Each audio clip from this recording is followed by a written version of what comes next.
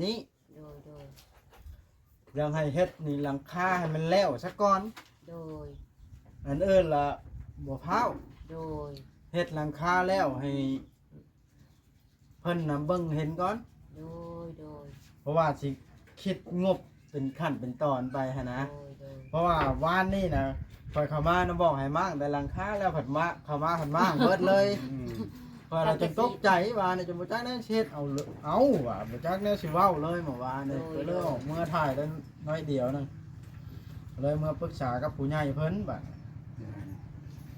แล้วค่อยสิให้อันเฮ็ดหลังคามันแล้วเพราะว่างบมันมาแล้วได้ตอนนี้มัน โด มี ย นะ โดยแม่นแล้ว และเรื่องอันแป้นขากับไม้เส้นบาดนี่แล้วค่อยสิล้มเบิ่งกับเอื้อจุลี่เบิ่งก่อน โดยผู้ใหญ่ผู้เพิ่นออกเงินนะเรื่องขากับไม้เส้นนี่งบน่ะมันพอแต่ผาบาดนี่ไม้เส้นเพิ่นบ่มี โดยนะค่อยสิล้มกับเพิ่นสิให้ซื้อตัวใดแล้วเจ้าคิดว่าสิให้ซื้อตัวใดสมมุติว่างบมันมีส่ำนั้นแล้วได้แต่ไม้สมมุติว่าสมมุติซื้อไม้แล้วได้แต่ไม้บ่ได้ผาสมมุติซื้อผาแล้วได้แต่ผาอย่าลืมกดติดตามเพื่อเป็นกำลังใจให้ผมด้วยนะครับทุกคนขอบคุณมากๆครับ โอ้ยพี่น้องเปิดภาพขึ้นกับโอ้ต้องเข้ามาบ้านในเฮือนมั่งลงแปลนมันล้นแล้วพี่น้องเลยนะก่อนอื่นต้องขอทักทายสบายดี FC เบิดสุคนสักก่อนพี่น้องเลยคือตอนนี้นะเรื่องของเรื่องนะเฮายังบ่ได้บอกให้มั่งผาพี่น้องเฮาเมื่อวานนี่เฮาบอกมั่งแต่อันหลังคาสักก่อนว่าสิเฮ็ดเป็นขั้นเป็นตอนไปพี่น้องแต่ว่าเข้ามาตอนแรกบ้านเมื่อวานนี่เฮามาตอนเช้าเนาะบอกให้มั่งหลังคาเด้อเข้ามาตอนแรกประเทศว่าทั้งผาทั้งหยังก็เลยอุกใจแน่น้อยหนึงบ้านนี่พี่น้องอุกใจแน่น้อยหนึงย้อนว่างบประมาณน่ะมันบ่เพียงพอแต่ว่าเพิ่นแบบข้าวเฮ็ดก่อนเฮาบอกนะมันก็เลยยากตอนนี้นะมีแต่ว่าสิไปคุยกับเพิ่นเบิ่งซะก่อนบัดนะว่ามันมีสองอย่างให้เลือกสมมุติว่าเส้นบ่มีบัดนะสิให้ซื้อเส้นก่อนบ่หรือว่าผาสิให้ซื้อผาไม่เส้นสิรับหาเองบ่นะเพราะว่างบน่ะมันยังบ่พอตัวหนึงบ่พอไม่เส้นไม่อันแบบตีเข้าผานะเพราะแต่ผาสมมติสิไปคุยกับเพิ่นก่อนทีแรกว่าสิให้เฮ็ดหลังคาก่อนแล้วจังสิมาพิจารณาตัวนี้ว่าสิเฮ็ดจังใดฮะนะเนาะเรื่องนะมันสิประมาณนี้แต่ว่าเฮาก็เข้ามาว่านี่เฮาก็ยังอ้ำอึ้งบ่กล้าคุยกับเพิ่นอยู่เพราะว่ามันกระทันหันเด้มาแล้วมันบ่จักแนวอธิบายนะพี่น้องเอ้ยก็เลยบทจักแนวท่าคลิปสัมภาวานก็เลยได้ออกเมื่อแล้วละ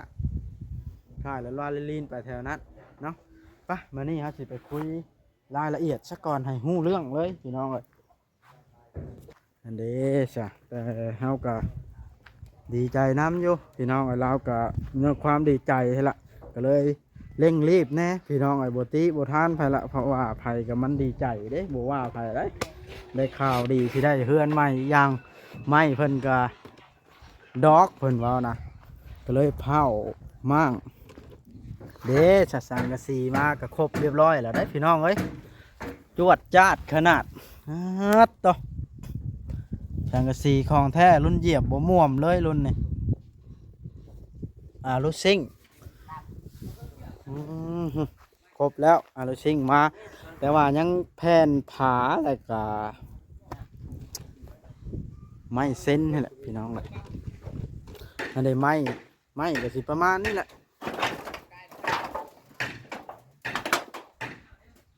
ไม้ก็ได้อันสมมติว่าให้เราเล็มไปตอกอีกก็จักเล็มอะไรพี่น้องเลยมันแตกมันนี่บนละไม้เล็มมาประติดประต่อกันซื่อตรงนั้นตอกแป้นเฮ็ดซื่ออันบานประตางประตูก็ได้วงกบวงเก็บก็ได้เนาะอันเด้มันเป็นแบบนี้แหละคนในเฮือนโบราณตั้งแต่สมัยก่อนเพิ่นเฮ็ดแต่โดนแล้วเนาะสิขึ้นกับคุยเบิ่งกับป้ากับลุงก่อนคือผัวป้าแต๋วกับป้าแต๋วเราเมื่อวานนี่บ่เห็นแล้วอยู่ผัวป้าแต๋วฮะมานี่เลย เห็นแล้วพี่น้องเอ้ยอ่าเบิ่งขออนุญาตขึ้นเพื่อนขึ้นชานหน่อยเด้อ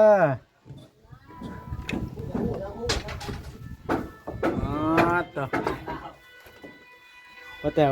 โอ้เมื่อกี้เปิดดังแท้ๆต่อสร้างใหญ่เพิ่นขึ้นเทิงเลยเนาะนะมั่งเรียบร้อยบ้านนี้แล้วตัวนี้เด้โอ้ ไม่อันนี้มันบ่พอเจอนี่มันนี่บ่จับไปต้องใส่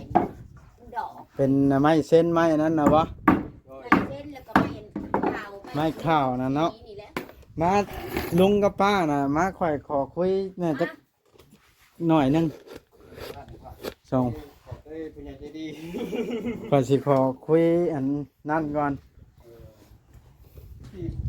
อย่างเป็นทางการก็มันเสียงดังเพราะจะไปคุยใส่เนาะเพิ่นเฮ็ดเวียกลงไปคุยอยู่ล่างแล้วเนาะ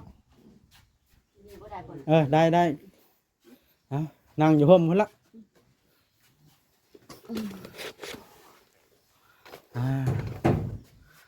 ก่อนอื่นสบายดีเด้อทั้งลุงทั้งป้าละ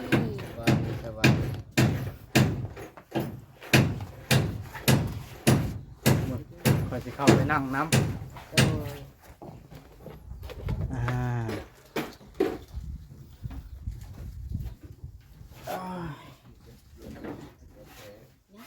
ด่วนขนาดด่วนจีเนาะว้าวแล้วปุ๊บบับเลยเนาะ มันหลายคน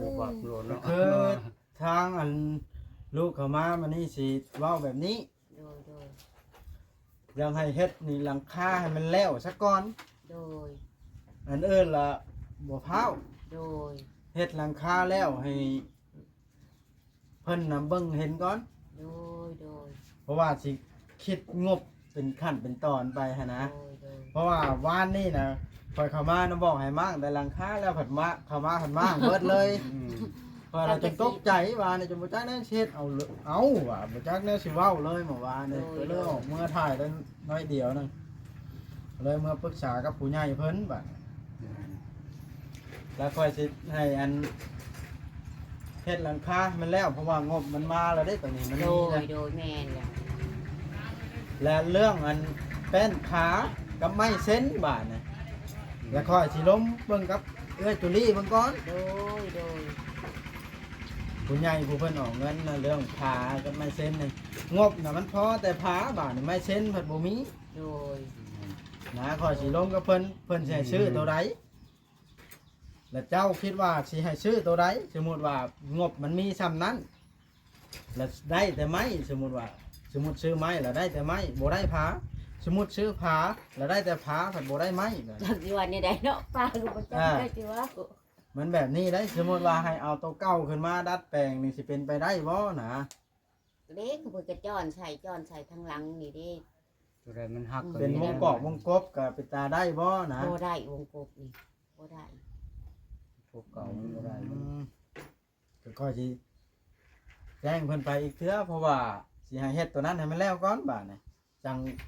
ปรึกษากับเพิ่นสิเฮ็ดตัวนี้ ไม่ทางหลังนี่ก็เนี่ยบ่พอก็พอน้อยนึงนี่เด้ออันนี้ก็ยังพอได้อยู่เด้นี่ลูกนี่ตัวนี้ ยังพอได้อยู่นี่ยังบ่พอน้อยนึงได้สองห้องอันนั้นแหละนี่ยังบ่พอน้อยนึงใหม่หั่นกับใหม่อันตั้งเส้นมันหันหมดเท่านั้น ก็บ่หลายโตดอกใหม่เทิงๆมันหา น็อตเด้บ่ทันได้เด้นี่เนาะ ยัง โอ้มานี่แปลงโค้งบ่ทันดอกเนาะบ่ทันได้มุงดอกเนาะ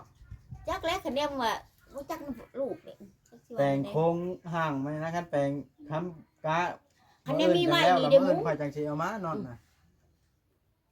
เพราะว่ามันนี่มันชายแล้วเด้บ่าย พอ แล้ว กันมีใหม่มื้อนี้บางที แปลงโค้ง ต้ ต้ อ อง ง เฮาต้องใส่ปลาลมหรือว่าจังนั้นบ่มีปลาลมหรือว่า เอ่อ ใส่เป็นลมมันยังมันก็มุ่งก็มึงก็บ่ยากกันมันยังได้ดึงน้ำมันบ่แล้วใส่ขาวนี่ขาวนี่มันได้แล้วนี่ลูกอัน เพ นี้ ราะว่าย่างมากออกไหมมันผัด มันดอก มันหักหมด มันไหมบ่สมบูรณ์ว่า แม่น ง่ายๆ ไม่ ดอก ไม่บ่สมบูรณ์ไม่มันดอกมันน้อยมันก็หักไปนำ อ๋อแล้วต้องแสดงว่างบที่ซื้อพานี่น่ะแบ่งมาซื้อไม้มาใส่ข้าวใส่ปลาลมก่อนแม่นบ่ ก็ได้ เพราะว่างบน่ะประมาณน่ะงบที่เพิ่นให้มาเฮ็ดน่ะ20 ล้าน โดย แล้วค่อยซื้ออันนี้น่ะครึ่งหนึงแล้วบาทน่ะยังแต่ครึ่งหนึงบาทอันนะ โดย แผ่นฟ้ามันนี่หมดหลายไปได้แผ่นฟ้านี่ เจ้าไล่เบิ่งได้เจ้าเบิดเท่าไหร่ จังว่าบ่ทันได้ไหล ค่อยไล่เบิ่งน่ะเบิดอยู่18ตับ18ตับเพราะว่าตับหนึงมันมี5แผ่น แม่น ทั้งทวารนะฮะ แม่น คันเฮ็ดแต่ห้องนั้นห้องนี้บ่ได้เฮ็ดได้นี่เฮ็ดเท่าแต่ห้องเคยกัน แม่นเฮ็ดแต่ตัวนั้นน่ะยาเลย มีแต่ว่าเอาแบบนี้เด้อลุงค่อยละสิล้มกับเพิ่นให้เพิ่นมาส่งอันตัวนี้ก่อน ไม่ เรื่องไม้น่ะสิเอาจักโตเจ้าละไล่เบิ่งแล้วบอกค่อย ไล่ดู เด้อเอาไม้ก่อนและเรื่องอันผาบาดนี่ถ้าเกิดว่ามันบ่พอมันจำเป็นอะลีแล้วเฮ็ดซ้ำที่มี โดย แต่ก่อนได้อันนี้ก็บ่ให้ว่าเฮาได้ โดย เอาก็เฮ็ดตามเพิ่นสั่งมา ใดๆก็ซาถูกเพิ่นซอยเพิ่นสู้สำนี้ก็ป้าก็ดีใจ แม่น ป้าก็บ่ นะแล้วเฮ็ดให้เฮาเบิ่งเป็นขั้นเป็นตอนเป็นขั้นไปหลังเทื่อมีผู้ใจบุญเถื่อเพิ่นพอแล้วเนาะช่วยเจ้าสมมุติว่ามีผู้ไม่ต่างหากเพิ่นจะสมทบมากะยินดีแฮงดีเนาะจังแล้วนะ แม่น เพราะว่าเรือนเจ้านี่มันสิใหญ่กว่าหลังนั้นได้ความความกว้างมันนะความยาวมันนี่หลังคาก็ได้ โดย ใหญ่อยู่ เนาะ แม่น บ่อนอ้อมนะมันใหญ่กว่า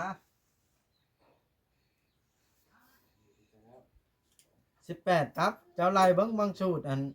750 บาทนะ750ต่อ1ตับ อืม18ตับ คูณโลดเลยค่อย ยันบ่พอคือความเฒ่ามอดเว้าอยู่ มีแต่ค่อยคิดว่าสิสร้างไม้มาก่อนมุงแล้วก่อนเรื่องแผ่นเรื่องผ้าแล้วจังว่ากันไหมเนาะ โดย เบิดเท่าใดก็ได้ โดย เฮ็ดช้ำเงินนะ แม่น โดย เพราะว่าเงินน่ะมัน30,000 บาทเว้าเป็นเงินไทยก็ได้20 ล้านนะเนาะ โด แม่น ย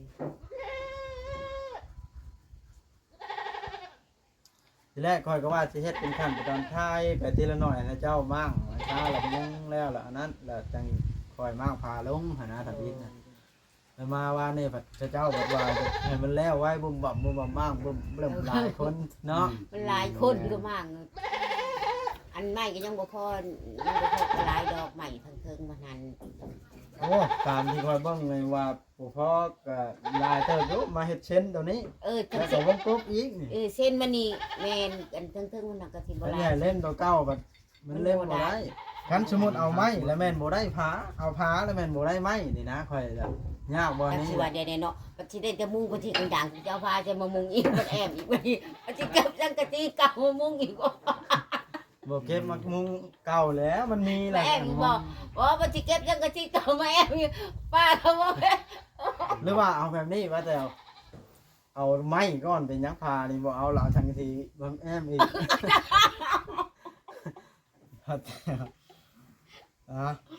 อันนี้ก็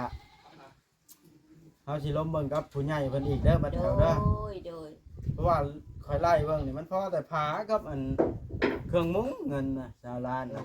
ละไม้นี่เดี๋ยวคอยสิล้มกับเพิ่นอีกกันว่าเพิ่นว่าพอละเอาซั่นนั้นล่ะก็แล้วแต่การตัดสินใจเพิ่นก็ โดย สาธุแล้วซั่นนี้ก็ได้ เพิ่นซอยจังนี้กับป้า สิมีไผมาซอยเฮาได้ฮอดชาวล้านสมมุ โอ้ ติ ย ว่า ก็บ่ติแหละแต่ถ้าสุขภาพเพิ่นอยู่ดีมีแฮงมีสุขภาพเข้มแข็งนี่อีกจ้ะ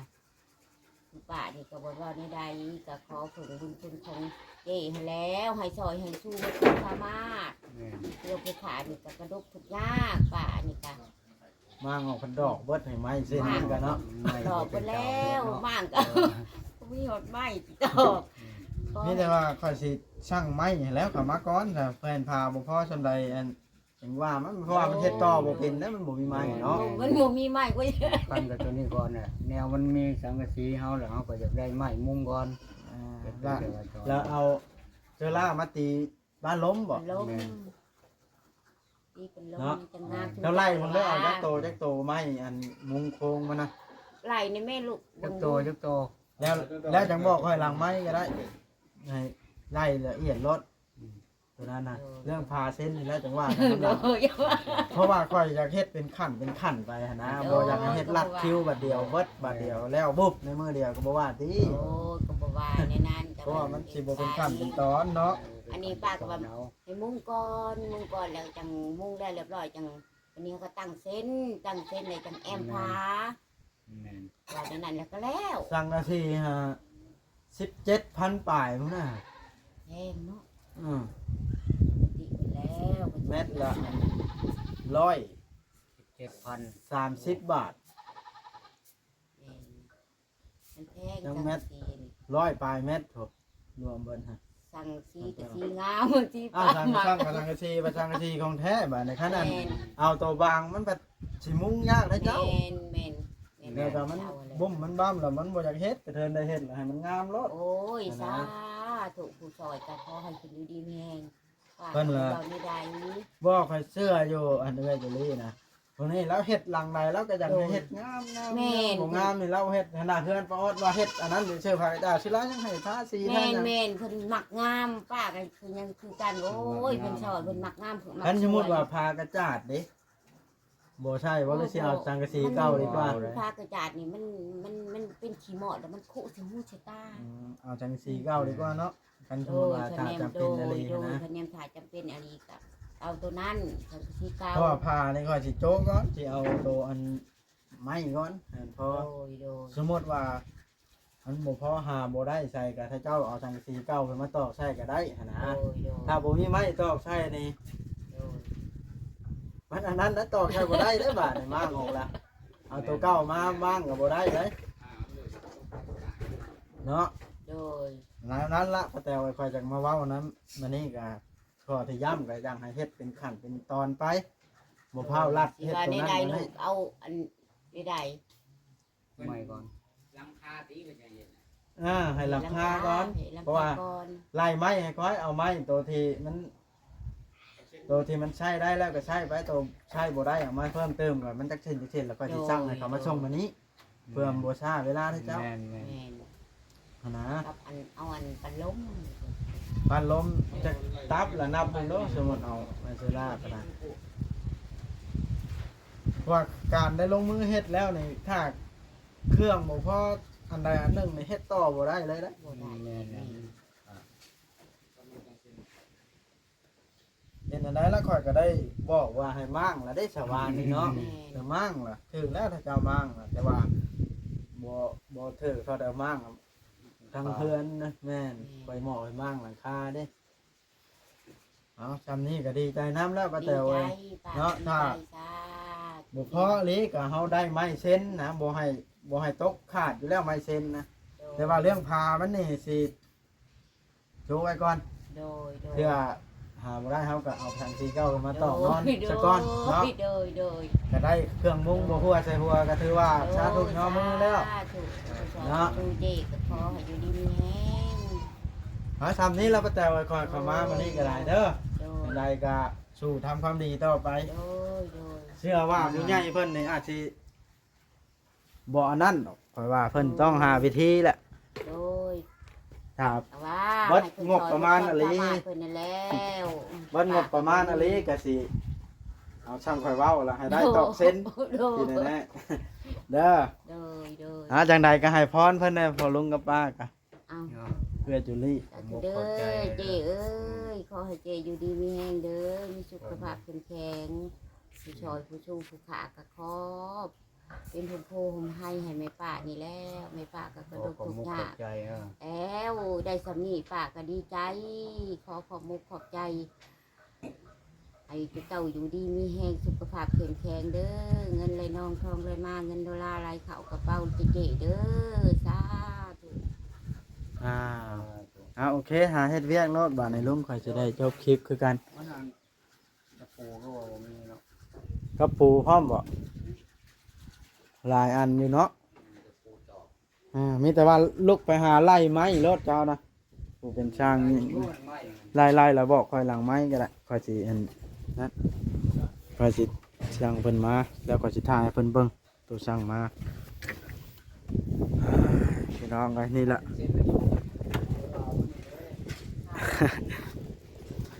เนาะ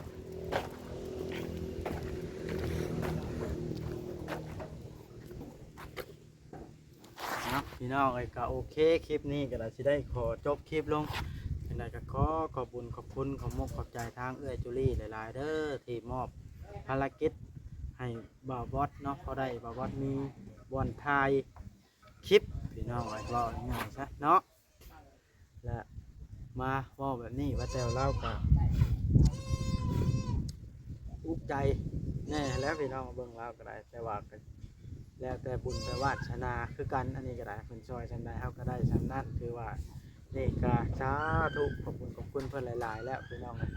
ที่เพิ่นมีจิตใจช่วยซ้ำนี้ก็ถือว่าบุญล้นท่วมแล้วเนาะเราสิเฮ็ดเป็นขั้นเป็นตอนไปพี่น้องเอ้ย